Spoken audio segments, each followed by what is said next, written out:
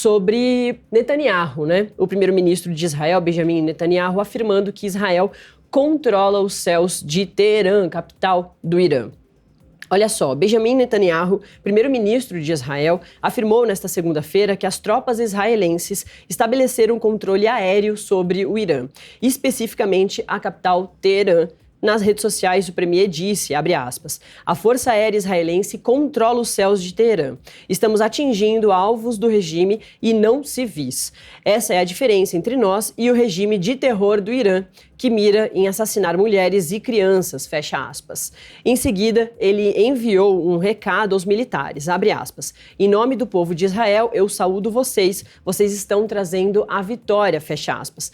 Você acompanha aqui do meu lado, na tela, os ataques de revide do Teherã a Israel. Isso aí são imagens de Tel Aviv na noite de sexta para sábado, de quando Irã fez ali os seus 3 ataques aéreos.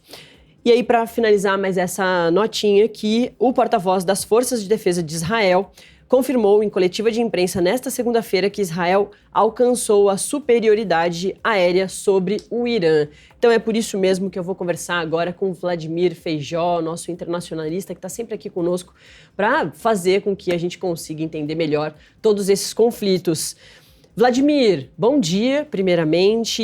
Israel realmente alcançou essa superioridade aérea lá no espaço aéreo, né, do Irã?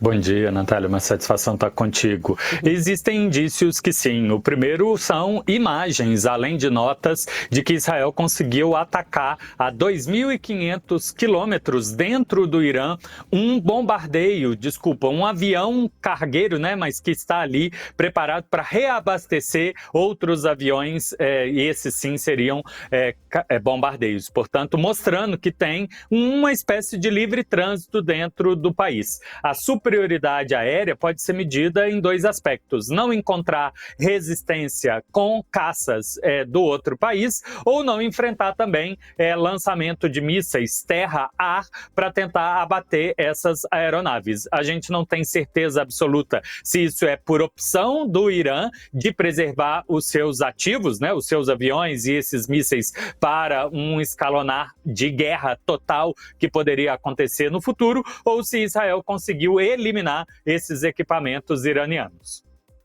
Vladimir, a gente, quando começou a acompanhar, né, todo esse novo conflito, esse novo foco de conflito lá na quinta-feira, o mundo inteiro ficou muito temeroso justamente porque foi um ataque ali a uma parte do Irã importante, de mísseis nucleares, enfim, um medo de uma guerra nuclear.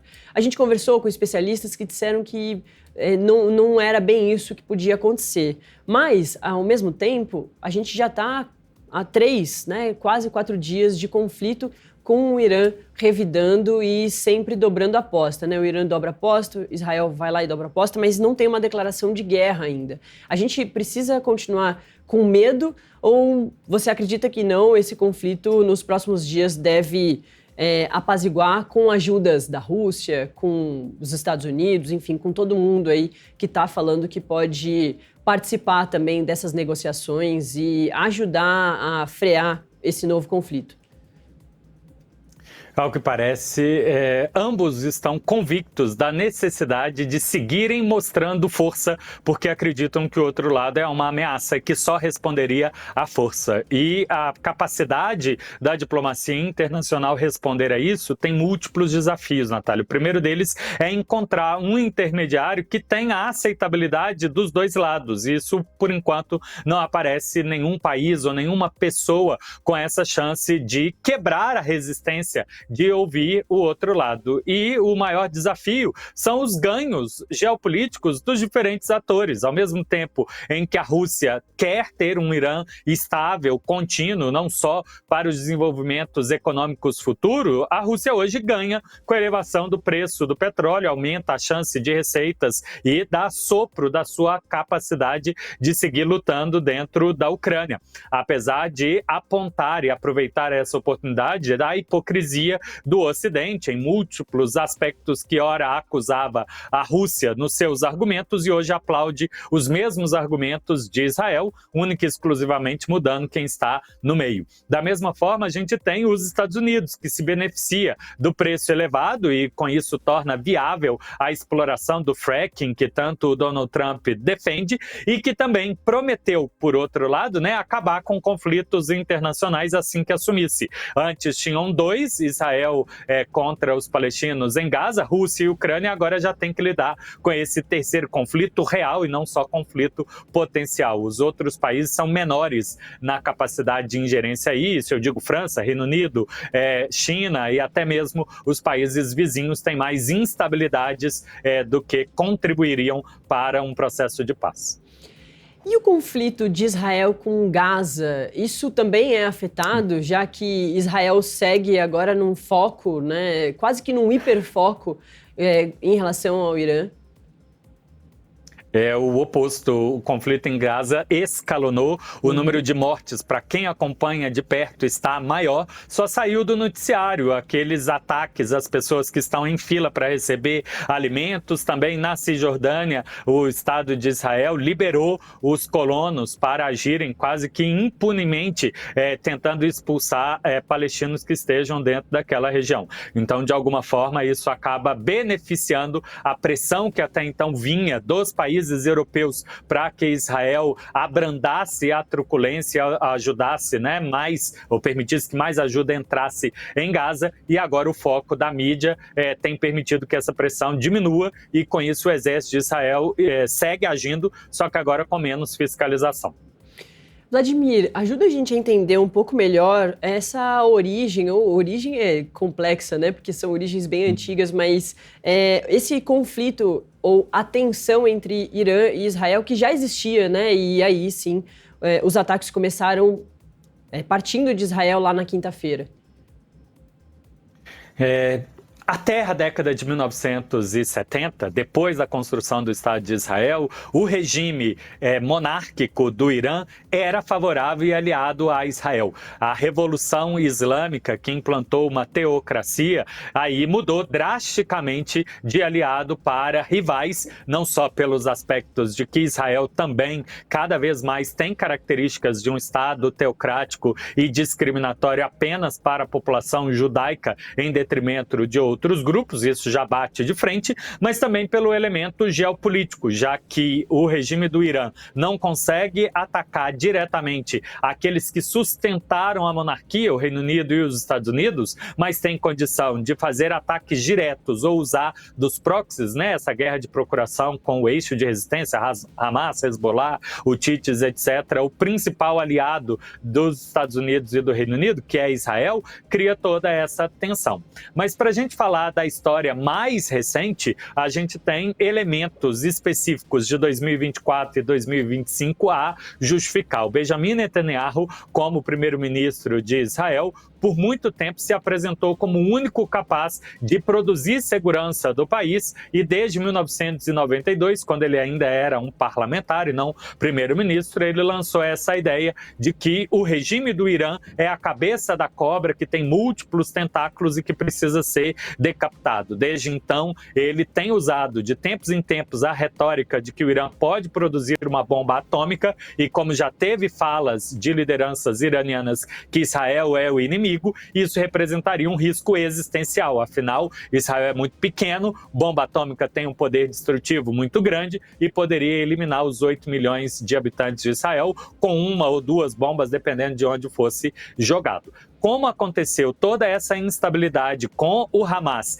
e resposta de grupos que o Irã apoia, os Hutites, revoltosos dentro do Iraque, o Hezbollah do Líbano, esse discurso voltou a acontecer. E Israel optou, em outubro, por eliminar aquele que dava liderança ou que coordenava todos esses grupos, fazendo pela primeira vez um ataque dentro do solo do Irã. E aí teve a troca, né? O Irã lançou também uma série de mísseis pela primeira vez saído do seu território ao Estado de Israel. Passados 6 meses, a situação parecia que caminhava para um caminho potencial de pacificação, já que estava agendado para domingo, ontem, um encontro mediado pelos Estados Unidos para o Irã voltar a uma negociação internacional sobre o seu regime radioativo, né, o seu regime de energia atômica. Porém, o Estado de Israel aproveitou-se de uma série de notícias que apareceram na semana passada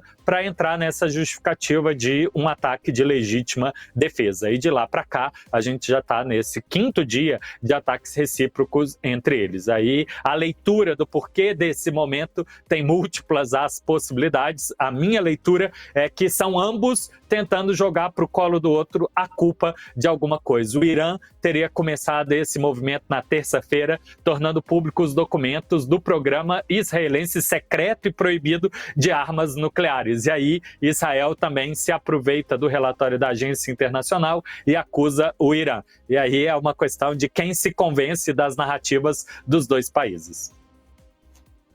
São essas imagens, né? E no fim das contas, assim, na ponta ali do conflito todo, o que a gente vê são essas imagens dos prédios residenciais completamente destruídos. Mas essas imagens que a gente está acompanhando, inclusive agora, são imagens recuperadas que chegam a todo momento, essas, inclusive da Viori, da nossa agência aqui,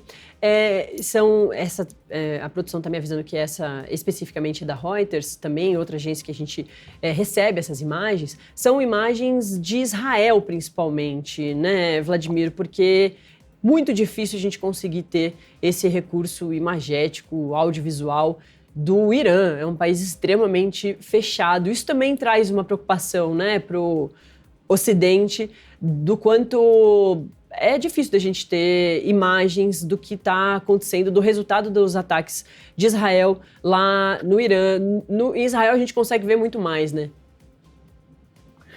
Natália, essas imagens estão disponíveis, porém os veículos de imprensa, como elas estão associadas a contar com veículos internacionais, não conseguem obter essas informações, porque as agências europeias estão sob sanção. E se elas compram as imagens de veículos orientais, elas são sancionadas pelos seus respectivos governos. Então a gente aqui que está no Brasil, se fica contando apenas com agências europeias, não tem essas imagens. Mas para quem tem canais do Telegram, acompanha no Twitter as agências do próprio Irã, a agência da China, a agência do Afeganistão, que é país vizinho, consegue obter essas informações das agências orientais, sem contar as postagens das pessoas. Porém, em era de inteligência artificial cada vez mais avançada, a gente precisa contar com a credibilidade do trabalho de vocês, da mídia, editores, que vão confirmando, obtendo 2, 3 fontes antes de divulgar as imagens para isso. E aí o outro aspecto é contar com pessoas em solo do Irã para transmitirem ao vivo, como que em Israel isso está disponível, a gente consegue ver não só jornalistas, mas pessoas que possam ser contratadas, né, in loco para fazer essa análise, sejam brasileiro ou outras pessoas. Por mais que o Elon Musk tenha disponibilizado o Starlink, eu tenho notícia de pessoas próximas a mim, que têm estudantes lá no Irã fazendo algumas coisas, que eles não conseguiram obter esse acesso. Então as imagens que estão disponíveis são apenas as que estão na mídia social, que a gente não sabe se são certeiras, ou que são das agências orientais. Tá certo. Muito obrigada, Vladimir Feijó, nosso internacionalista aqui, que nos ajudou a entender alguns pontos desse conflito, que, assim como ele disse, né, deve aí seguir por mais algum tempo, indefinido pelo menos, porque nenhum dos lados mostra, né, que quer diminuir esse conflito. Muito obrigada, viu, Vladimir? Só uma última, a gente tem um descompasso muitas vezes entre a liderança diplomática e a liderança militar. Um discurso, né, que tende a defender o seu lado, porém a liderança militar dá uma outra imagem, né? Hoje Israel mandou um alerta para o distrito 3 de Teherã. O ministro de guerra disse que a população iraniana vai sofrer exatamente para tentar reforçar essa sensação de insegurança e aumentar a chance do regime cair. E do outro lado, o Irã também publica que hoje será o maior ataque já visto às cidades de Israel. Então, realmente é uma tensão do que pode haver agora, né? Começando a noite lá, que é onde tem o maior número de ataques. Muito triste essa circunstância. Vamos torcer pelo melhor. Obrigado. Obrigada, Feijó. Valeu. Até uma próxima oportunidade.